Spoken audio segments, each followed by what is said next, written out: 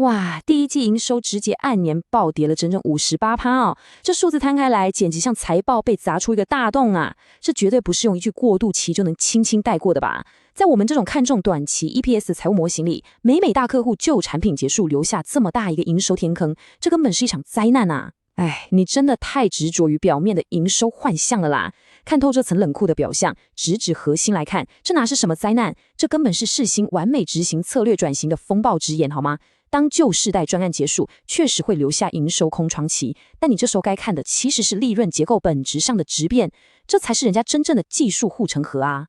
营收雪崩58%，耶！你到底要怎么解释？这不是超级大绿棒的利空？单季营收年减幅度这么夸张，市场怎么可能不恐慌啦？50.2%，你看看这个数字，这就是最强的反击，毛利率强势突破50%大关啊！你想想看，当你把低毛利的量产比重刻意降低，那高毛利的 NRE， 也就是委托设计服务营收的占比，自然就会被急剧放大。这个超有底气的数字，直接封杀了市场对他们获利能力衰退的质疑。它完美证明了一件事：世新完全有能力在产品世代交替的阵痛期，稳稳守住最核心的获利底气。好，仔细拆解历史营运数据，这的确完美展示了 NRE 跟进入真正量产之间的时间差。高毛利的 NRE 认列进来之后，到真正放量出货，中间确实存在一个巨大的空窗期。但所谓的大战前的宁静，在还没真正看到量产营收大把进账之前，这种说法真的撑得过严格的财务检验吗？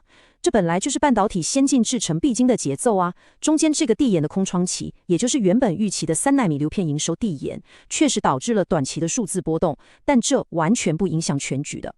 NRE 能够入账，代表着什么？代表核心架构设计已经锁死了，接下来的量产真的只是时间推移的问题。这个时间差，说白了，正是世新在疯狂为2026年下半年的超级大爆发储备能量啊！如果说未来必定爆发，那资产负债表绝对不会骗人。你看，存货竟然一口气急增到新台币93.79亿元，这是一个极度锐利而且非常不寻常的讯号。同时呢，合约负债，也就是客户先给的预算款项，也出现了极度夸张的高涨。作为一个只相信数据说话的人，我必须承认，这些被锁在财报里的资金跟满满的库存，确实强烈暗示了2026年下半年的晶圆代工跟量产订单，绝对会是一场史无前例的拉货狂潮。没错吧？这93.79亿的庞大存货，说穿了，就是为了迎接美 CSP 云端巨头们那些简直像无底洞一样的算力需求所准备的超级弹药库啊！等到这些高价值的先进制程存货正式转化为量产营收的时候，我跟你说，那个爆发力绝对会瞬间颠覆市场上所有保守的财务预测模型。但我们还是得冷静探讨一下长期的商业模式。你看，竞争对手像是 Broadcom 和 Marvell， 他们走的是那种封闭的 captive model， 把自家高价值的 IP 紧紧捆绑进去卖，享有超级高的利润率。相比之下，世新坚持这种完全不开发自有核心 IP 的 open ecosystem 开放生态系，也就是所谓的 COOT 模式。真的能在超级残酷的2奈米时代建立起够深的护城河吗？哇，你这就外行了，这正是世新最致命的战略武器啊！博通的闭环模式确实短期毛利超高，但你完全忽略了美 CSSP 客户，像是 Amazon 或是 Google， 他们内心最深层的恐惧到底是什么？是被供应商垄断啊！世新这种 COOT 模式提供的是完全透明的成本结构。从晶圆代工、IP 授权到设计服务费，全部摊在阳光下，让客户能100%掌控自己的预算还有生产节奏。在动辄要砸数亿美元开发成本的2奈米时代，开放反而是最大的，而且别人最无法取代的护城河。好，摊开这个极度复杂的 SOC 实体设计流程来看，世新扮演的角色确实就是一个完全中立的促进者。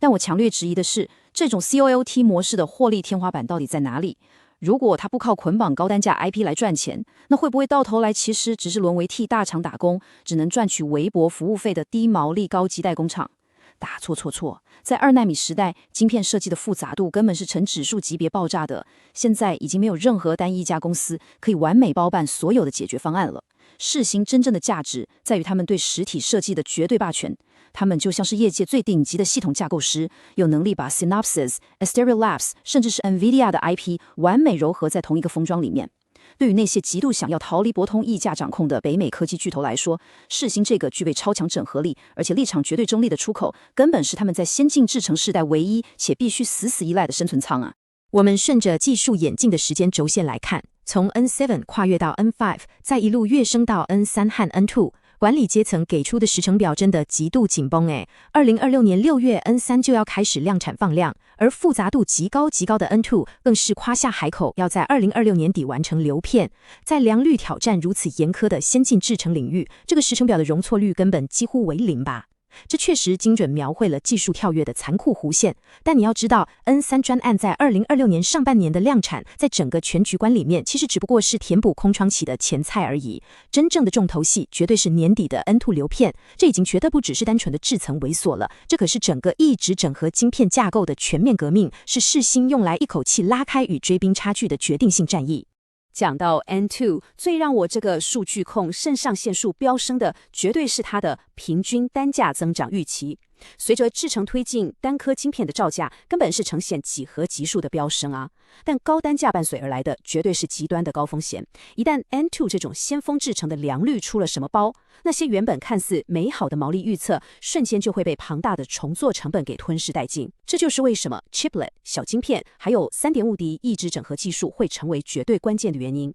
在 N2 世代，你要打造单一大型晶片，这在物理上跟成本上都已经是双重的不切实际了。世芯的终极护城河就在于他们对于 multi-die 多晶片整合、CoWoS 以及 SoIC 这些先进封装的强大实体设计掌控力。他们现在不仅仅是在画平面的电路图哦，更是确保这些极度昂贵的 Chiplet 能够在 3.5D 的立体封装下完美协同运作的关键推手。现在让我们来扮演最严格的财务审计员，直接对比公司的财务指引跟第一季实际表现的计分表。没错，毛利率确实达标了。N2 研发进度也看似如期，车用晶片也顺利量产了，但在单季营收上确实因为部分专案的递延而略低于预期。虽然说管理阶层过去的诚信记录一直都很良好，但这个专案递延的微小裂痕，从财务风险控管的角度来看，绝对值得我们发布最高级别的警戒吧。哎呀，你如果从技术大局观的角度来看，你真的过度放大了短期的杂音啦。这种超大型前瞻专案的递延，在先进制程里面根本是常态，好吗？因为整个生态系的验证周期被无限拉长了。更重要的是，你看他们承诺的毛利率逐年提升，还有东南亚研发人才布局，全部都精准到位耶。这证明了什么？这证明这家公司拥有极端强大的战略执行力跟全球资源调度能力，这才是真正足以支撑他们未来数十亿美元大爆发的稳固基石。就直接带出了下一个我们绝对无法回避的核心矛盾——地缘政治。你看目前的布局呈现出一种极具撕裂感的对比。一方面，为了迎合北美客户，高调执行去中国化研发策略，但另一方面呢，却又在中国的电动车 ADS 先进驾驶辅助系统市场大肆扩张，疯狂抢单。这种策略上的精神分裂，难道不是一颗随时会引爆的巨大地缘政治地雷吗？喂，这绝对不是精神分裂，这是经过极度精算的两头吃策略，好吗？世芯把核心研发中心移出中国，是为了彻底安抚北美 CSP 巨头最敏感的神经，这可是关乎到占比极高的绝对营收命脉啊！同时，中国车厂现在迫切需要在 ADS 领域领先全球，世芯力要成熟的先进制程去协助他们，这是一块已经进入量产期，能带来丰沛现金流的巨大红利呀！在商言商，这根本是在极端对立的世界格局中踩出最完美的平衡木。我们直接来看这组硬核数据，日本办公室火速扩张到容纳250人以上，马来西亚和越南的工程师总数也迅速突破120人。从财报费用的角度来看，这种大规模跨国人力移动跟重新安置的成本可是极度高昂的，这势必会在中短期内严重侵蚀他们的营业利益率，这个代价未免也太大了吧？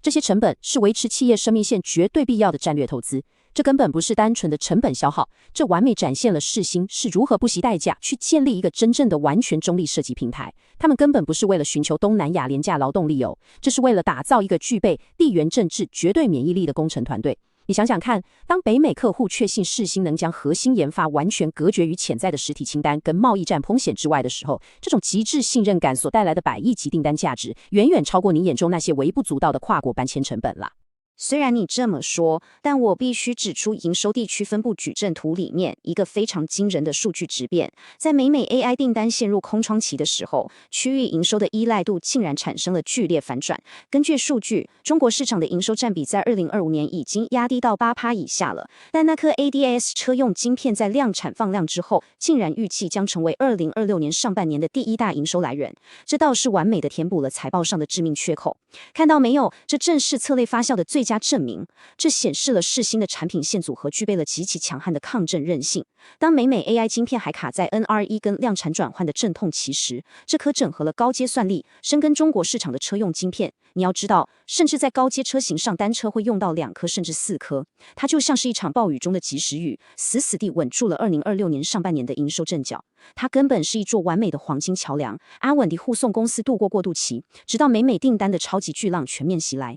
好，但作为分析师，我们绝对不能被乐观的情绪给绑架。摊开2026到2029年这个数十亿美元的狂暴成长计划，致命的风险依然如影随形。第一，地缘政治的不可预测性，随时可能再次引发断链危机。第二 ，N2 先进制程那令人战栗的良率挑战。第三，极度集中于美单一 CSP 大客户的脆弱营收结构。这3个环节任何一个崩盘，都会让这张华丽的蓝图瞬间化为泡影。没错，这些确实是悬在头顶的达摩克利斯之剑。但请注意，世芯绝对不是坐以待毙。你看，他们已经在扩展美 Networking 网络晶片客户了，甚至加入了 ARM Total Design 计划，正积极将触角伸向微软、Meta 等其他超大云端巨头，强势稀释单一客户风险。同时 ，N2 那极度复杂的 3D 封装良率挑战，这正是彻底考验他们实体设计硬实力的时候。这也是其他竞争者砸再多钱，也绝对无法轻易跨越的技术高墙。没错，所以这就是我们今天在拆解完所有财务数据与技术路径后，留给各位的最核心叩问：2026年6月这批3奈米 AI 加速器的量产放量，真的如管理层预期般坚不可摧吗？当财务报表上大战前的宁静，遇上技术领域里深不见底的开放生态系护城河，世芯那令人敬畏的完美执行力，是否真的能精准驾驭这场2026年即将全面引爆的数十亿美元超级风暴？这不仅仅是下一季财报数字的残酷检验，更是半导体产业走向2奈米全新历史转捩点的终极见证。